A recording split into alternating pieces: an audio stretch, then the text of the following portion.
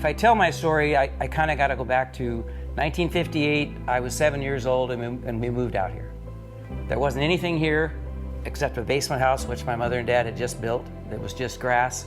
We didn't even have electricity that first summer. We just sat in the dark in the basement. Went to a one-room country schoolhouse 6 miles away, then to high school and graduated from Riggs, and then went to South Dakota State University. It was too much work here.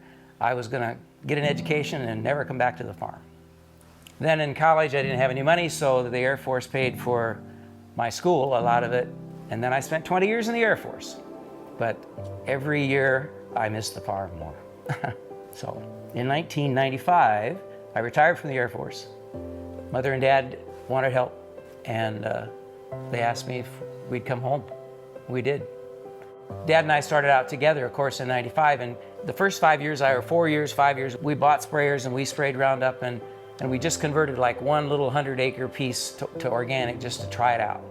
And it's been like learning to farm all over again. We're stewards of the land. You know, that's part of the reason why we really went the organic route, is because we feel like we've been allowed to use this, and we want to leave it in as good or better shape as it was given to the family to use in the time that we're allowed to have it. And that kind of dovetails into why we're sitting here right now, because the Farmer's Storehouse in Sparta, Tennessee, and they are buying grain from us. But we had a wheat field this year that really looked bad. It was a winter wheat field, and there really wasn't enough moisture. I called the insurance adjuster. He said it's a bushel and a quarter. And I was pulling the trigger on it, but the next day after he left and we made that agreement that I would till the field under and then he would do the paperwork, it started to rain. And it rained for 3 weeks straight. So I couldn't get in the field to kill the wheat that was left there, which wasn't very much. And it was that same time frame John and I were talking, and I had told him about the insurance adjuster coming and that I had one wheat field that wasn't going to make it.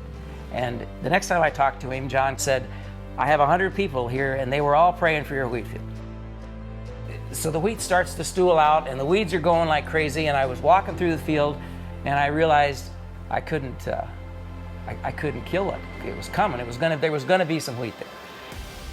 But it wasn't until I was in that wheat field weeks later that it hit me.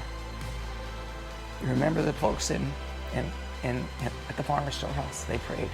Mm-hmm. So I really do believe that God had a hand in this wheat crop, no question. Mm-hmm. And I think we can all give God the glory, and I think the Farmer's Storehouse probably had the most people praying, mm-hmm. for sure.